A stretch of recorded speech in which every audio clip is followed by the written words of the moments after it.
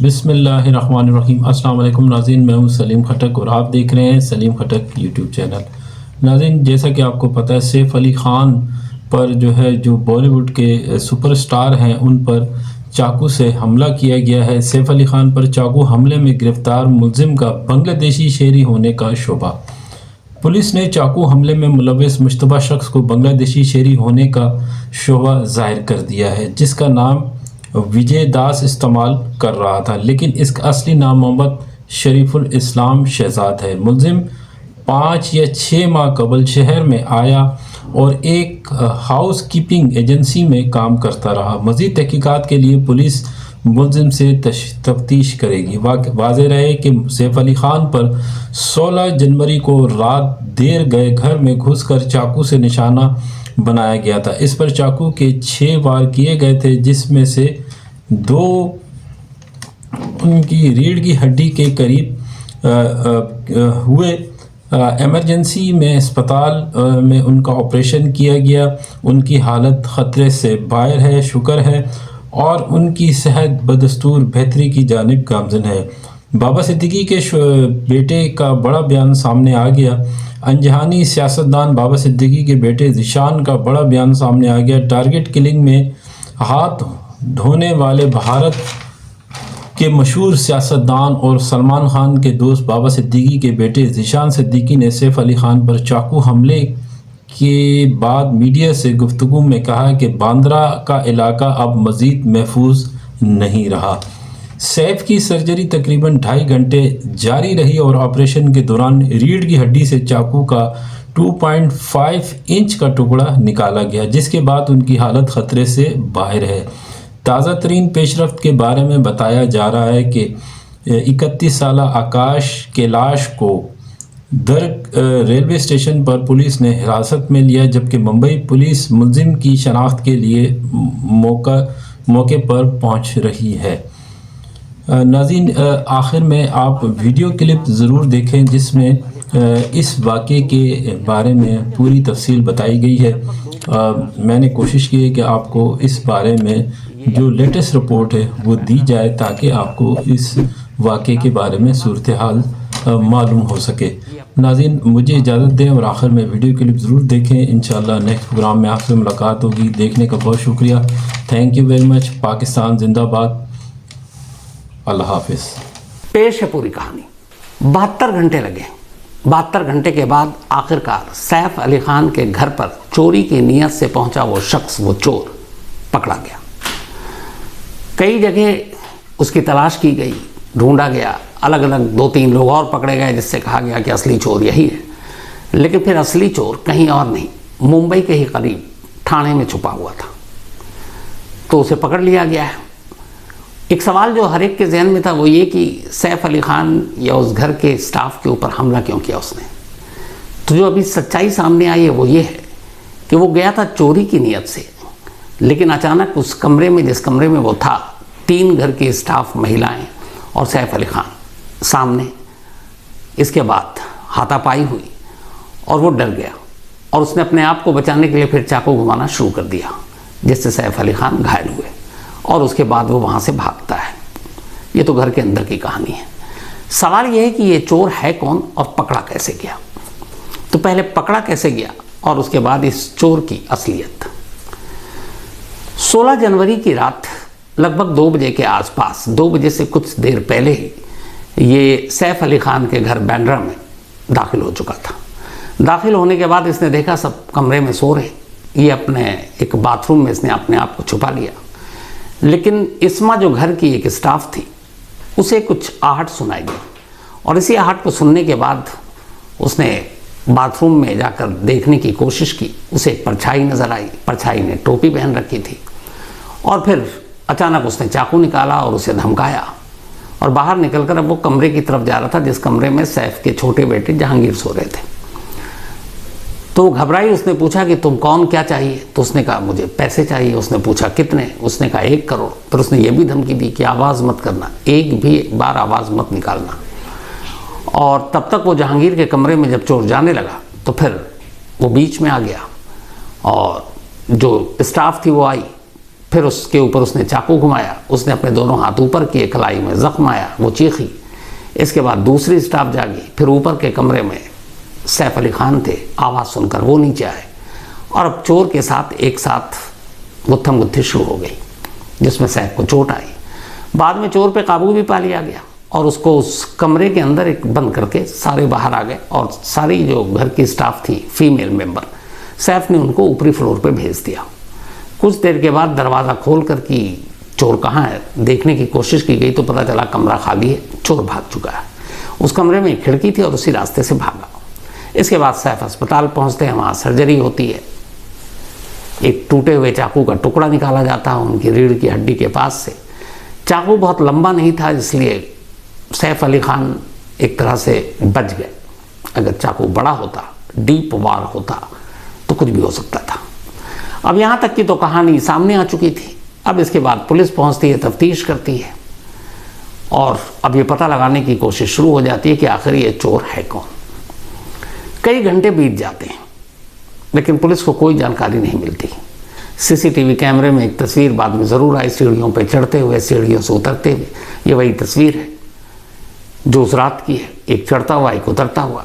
जब ये ऊपर चढ़ रहा है तब नंगे पाँव है, जूते नहीं पहन रखे हैं। कहा गया प्रोफेशनल चोर आमतौर पर आहट ना हो, आवाज़ ना हो, तो इसलिए नंगे पाँव घर में दाखिल होते हैं। और जब वापसी में सीढ़ियों से उतर रहा है तब उसके पैर में जूते हैं। जब ऊपर चढ़ रहा है तब इसके बैग भारी भरकम है, लेकिन जब उतर रहा है तो बैग थोड़ा सा खाली है। शायद वो जूते उसने इसी पिट्ठू बैग में रखे हुए थे। अब इन दो तस्वीर और दो जो चेहरे कैद हुए थे उनके सहारे जाते हुए तो उसने चेहरे को ढक रखा था ऑरेंज कलर के उस कपड़े से, वापसी में चेहरा खुला हुआ था तो इसलिए चेहरा पहचान में आ गया। अब पुलिस की तफ्तीश शुरू होती है। आसपास पुलिस के लिए इस वक्त सबसे बड़ा हथियार सीसीटीवी कैमरा ही है। जो मोबाइल के डम डेटा है उसके ज़रिए भी कोशिश की गई कि उस वक्त उस रात कौन कौन से मोबाइल नंबर अननोन इस इलाके में एक्टिव थे, उससे कोई जानकारी मिली नहीं। तो पुलिस ने आसपास के सीसीटीवी कैमरों को खंगालने का फैसला किया। सबसे पहले चूँकि बांद्रा रेलवे स्टेशन ही था तो अमूमन ऐसा कई बार ऐसे इंसिडेंट के बाद जो आरोपी होते हैं वो ट्रेन से भागते हैं, लोकल ट्रेन से। तो मुंबई पुलिस की एक टीम जो crime branch unit 9 senior inspector Daya Nayak, इसके अलावा जो डीसीपी दीक्षित गेदम और जो एडिशनल कमिश्नर परमजीत सिंह दहिया, इनकी अगुवाई में ये टीम अब उस चोर की तलाश में लगती है। सबसे पहले कामयाबी मिलती है बांद्रा रेलवे स्टेशन पर 8:36। यही वो वक्त था जब बांद्रा रेलवे स्टेशन पर वही शख्स दिखाई देता है जो सैफ अली खान के घर की सीढ़ियों पर नजर आया था। स्टेशन पर यह शख्स जो दिखाई दिया एक लोकल ट्रेन में बैठता हुआ नजर आया और ये लोकल ट्रेन बांद्रा से दादर तक जा रही थी। फौरन पुलिस की एक टीम दादर तक पहुंचती है, लेकिन दादर जाने के बाद उन्हें आगे कोई कामयाबी नहीं मिली। वक्त बीत रहा है, अब चोर दादर के बाद गायब। अब इसके बाद पुलिस एक नया तरीका अपनाती है, फेस रिकग्निशन, यानी एक ऐसी तकनीक जिसके ज़रिए इस स्टेशन पर उससे मिलता जुलता और कौन सा हुलिया किस किस स्टेशन पर देखा गया उसको पहचानने की कोशिश की जाती है इसी फेस रिकग्निशन टेक्नोलॉजी के ज़रिए। तो जब अब उसके ज़रिए छानबीन शुरू हुई तो एक और चीज़ पता चली, सेम इसी चेहरे वाला एक शख्स 1 जनवरी को बांद्रा रेलवे स्टेशन पर नजर आया था, उसी बांद्रा पर जिससे ये 16 को गया है 8:36 पर, यानी उससे 15 दिन भी पहले ये बांद्रा आया था और उसी रेलवे स्टेशन पर उस फेस रिकग्निशन टेक्निक से उसका चेहरा हूबहू मिल गया। लेकिन इससे भी आगे कोई कामयाबी नहीं मिली। पुलिस और तफ्तीश करती रही आसपास के तमाम स्टेशन पे भी। इसके बाद फिर एक दूसरी तस्वीर मिलती है 9 जनवरी की। 9 जनवरी को अंधेरी में इसी फेस रिकग्निशन तकनीक के जरिए ये इस बार अंधेरी स्टेशन पर दिखाई दिया। अब जब अंधेरी स्टेशन पर दिखाई दिया तो पुलिस ने अंधेरी स्टेशन के बाहर के सीसीटीवी कैमरों को खंगालने का फैसला किया। बहुत सारे विजुअल देखे, आखिर में एक ऐसा विजुअल जिसमें शायद कुछ मिलता नहीं लेकिन वही काम कर गया। दोपहर 12:43 9 जनवरी अंधेरी रेलवे स्टेशन के बाहर एक बाइक दिखाई देती है। उस बाइक पर 2 लोग बैठे थे। एक बाइक चला रहा था, उसके पीछे एक पिलियन राइडर। अचानक वो बाइक रुकती है और वो जो पीछे बैठा शख्स है वो बाइक से नीचे उतरता है। ये सीसीटीवी तस्वीर उसी वक्त की 9 जनवरी 12:43 पर। तो ये बाइक से उतरता आप देख सकते हैं। उसके पीठ पर भी सेम लगभग वैसी पिट्ठू बैग है जो 16 जनवरी को सैफ अली खान के घर में दाखिल होते वक्त उसकी पीठ पर था। ये दोनों बैग मैच कर रहे थे। अब वो उतरता है और शायद बाइक वाले से कुछ पूछता है, वो बता रहा है, इशारा कर रहा है, और उसके बाद वो पैदल अब उतरकर बाइक से फ्रेम से बाहर निकल जाता है। अब इस बाइक से जो शख्स उतरा, जब उसकी फेस रिकग्निशन तकनीक के जरिए सैफ के घर में मिले चेहरे से मिलान किया गया तो हूबहू मिल गया 100%। अब पुलिस को लगा कि ये यही है, लेकिन इससे आगे कैसे बढ़े, क्योंकि वो निकल गया। उसके बाद फिर कहीं कैमरे में नहीं है। किस्मत ने साथ दिया, उसी बाइक जिस बाइक से उतरा, अब पुलिस ने उस बाइक को और उसके नंबर को किसी और कैमरे एंगल से टटोलने की कोशिश की। इत्तेफाक से इस बाइक को एक और कैमरे ने कैद कर लिया था। उस कैमरे में बाइक के आगे और पीछे दोनों के नंबर प्लेट दिख रहे थे। पुलिस ने उस नंबर प्लेट को निकाला। उसके बाद नंबर जब प्लेट सामने आया तब उसके रजिस्ट्रेशन नंबर के जरिए उसके मालिक का पता किया। जब मालिक का पता किया तो पता चला जो मालिक है, वो जो लड़का बाइक चला रहा है, वही ओनर है।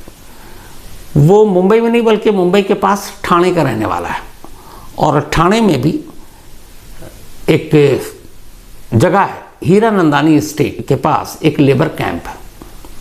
अब पुलिस अभी तक ये 16 से 17 हो गया, 18 हो गया, 18 की रात तक इस बंदे के बारे में पता चला। पुलिस की टीम देर रात ही अब निकलती है ठाणे के लिए। ठाणे में पहले तो इस बंदे को ढूंढा जाता है। अब बाइक का असली मालिक मिलता है। जब बाइक का असली मालिक मिलता है तो उससे पूछताछ होती है कि बताओ 9 जनवरी की दोपहर 12:43 पर अंधेरी रेलवे स्टेशन के बाहर तुमने किसको ड्रॉप किया था। अब वो पूरी कहानी बताता है।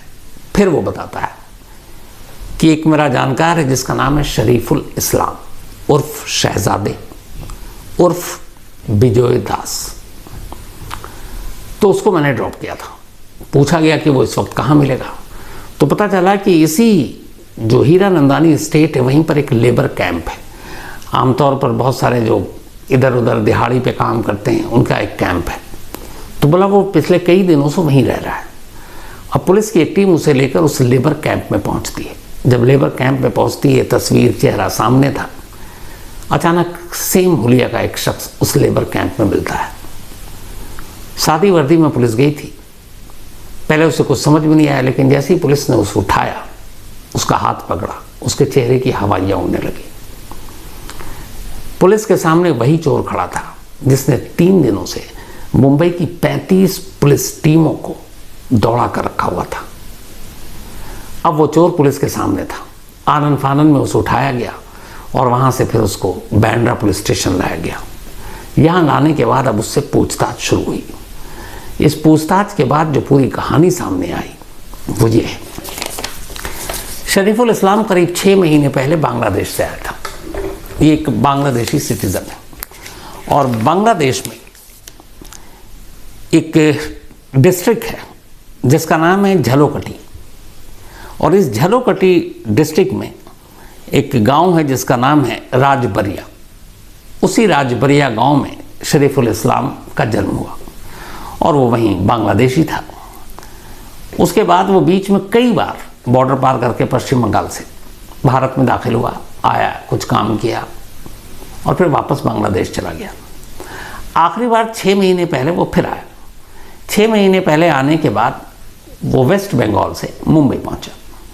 मुंबई पहुंचने के बाद उसने एक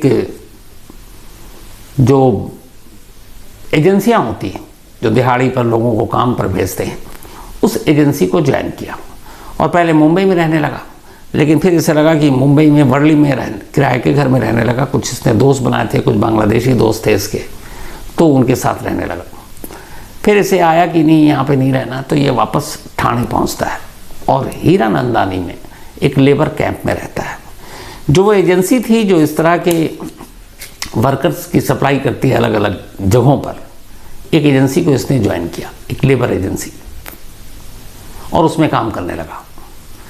फिर छोड़ देता, फिर काम करता, और इस तरीके से इसकी ज़िंदगी कट रही थी।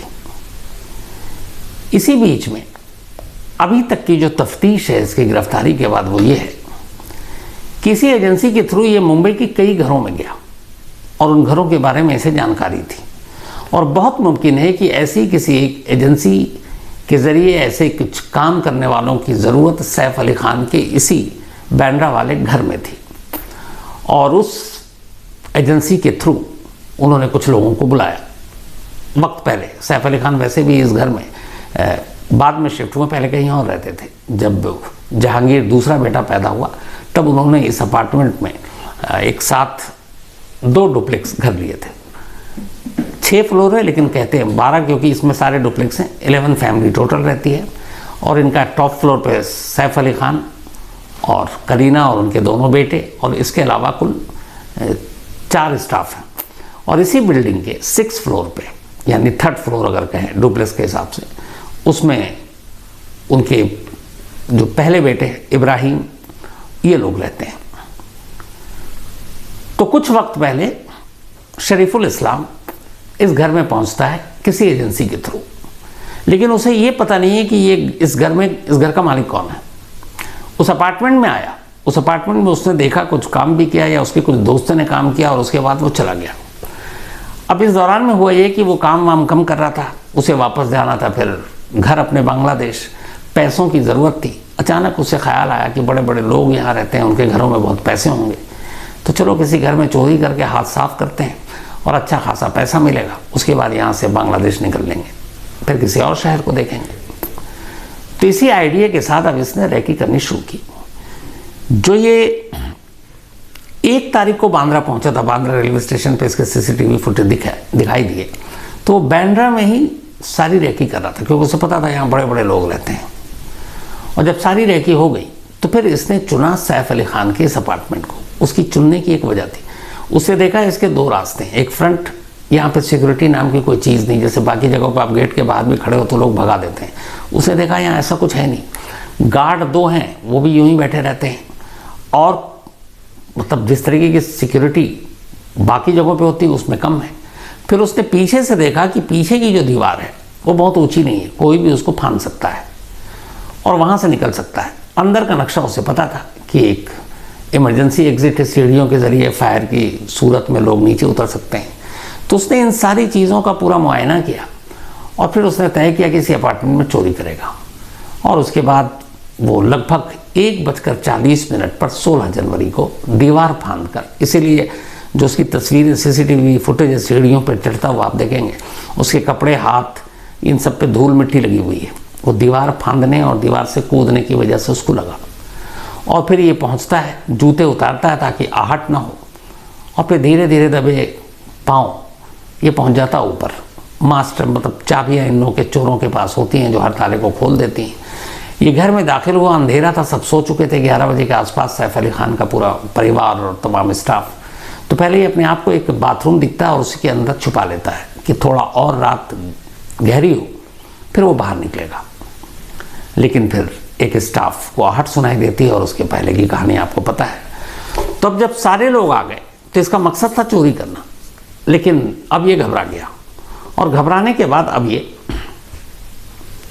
एक साथ 4 लोगों को देखकर, जो एक हेक्सा ब्लेड लेकर आया था, उस ब्लेड से आमतौर पर लोहे को काटते हैं, और एक छोटा सा चाकू था, बहुत छोटा भी नहीं था लेकिन जो बड़ा नाइफ होता है वैसा नहीं। तो फिर इसने वो निकाला कि डरा कर वो भाग जाए। लेकिन अब गुत्थम गुत्थी हुई। सैफ को सबसे पहले ये था कि अपनी सारी महिलाएं, उन स्टाफ को ही बचाना, तो सैफ आगे आए, उन लोगों को पीछे किया और तमाम बच्चे और फिर बाकी सब स्टाफ को कहा ऊपर की तरफ जाओ। अब सैफ के साथ गुत्थम गुत्थी हुई, उसी में सैफ को 6 घाव लगे उस चाकू और ब्लेड से, और फिर किसी तरह उसको धक्का देकर सैफ उसको उसी घर के अंदर बंद कर देते हैं, दरवाज़ा बंद करके। अब बाकी लोग, फैमिली और सारे बच्चे ऊपर हैं। लेकिन इत्तेफाक से उस घर में एक विंडो, और उसी विंडो के रास्ते वो बाहर निकला। और बाहर निकलने के बाद अब वो सीढ़ी से नीचे उतरता है। अब उसे ये एहसास हो चुका था कि उसने चाकू मारा है, उसने ब्लड देखा, खून देखा। अब वो घबरा गया क्योंकि उसका मकसद ये था कि चोरी करके भागना है, लेकिन अब चाकू चल चुका। तो अब घबराया हुआ नीचे उतरता है और तेज़ी से भागता है।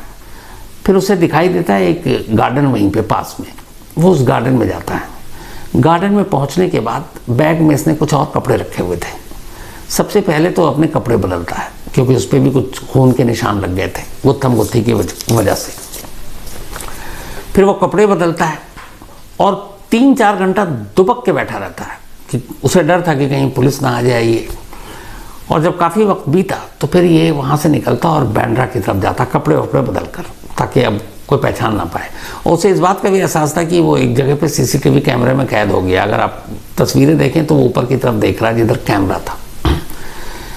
फिर उसके बाद ये थोड़ा वक्त काटता है और उसके लगभग इस इंसिडेंट के बाद, मतलब 2:33 पे ये निकला था नीचे, 8 बजे के आसपास ये बांद्रा रेलवे स्टेशन पहुंचता है और फिर वहाँ से 8:36 पर दादर के लिए एक ट्रेन पकड़ता है और दादर में उतर जाता है।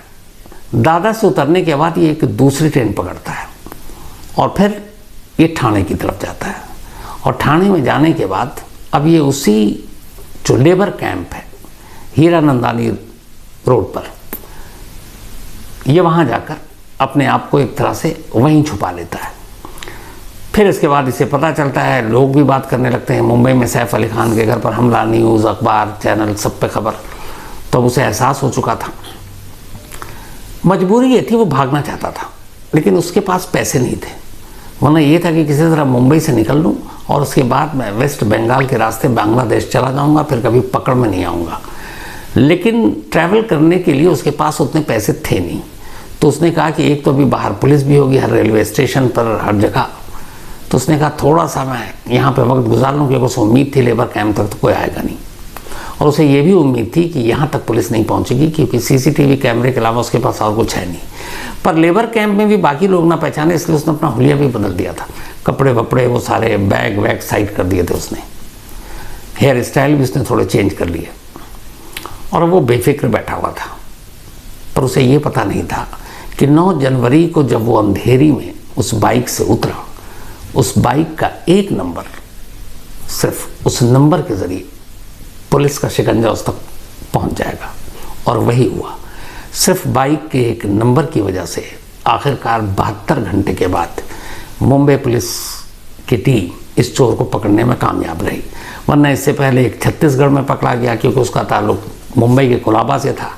एक और लड़के को उठा लिया गया था जिसका हुलिया बहुत मिलता था इससे, लेकिन वो सारे बेकसूर निकले और असली चोर अब पकड़ में आ गया और अब पुलिस उससे पूछताछ कर रही है। लेकिन अभी तक की जो पूछताछ में ये कि उसे अंदाज़ा ही नहीं था कि जिस घर में वो चोरी करने जा रहा है वो फिल्म स्टार सैफ अली खान का घर है और उसे सिर्फ चोरी करना था। लेकिन जब घेर गया वो, तो फिर उसने हमला भी किया। पुलिस पूछताछ कर रही है, बाकी की कड़ियों को जोड़ने की कोशिश कर रही है। तो ये थी आज की कहानी।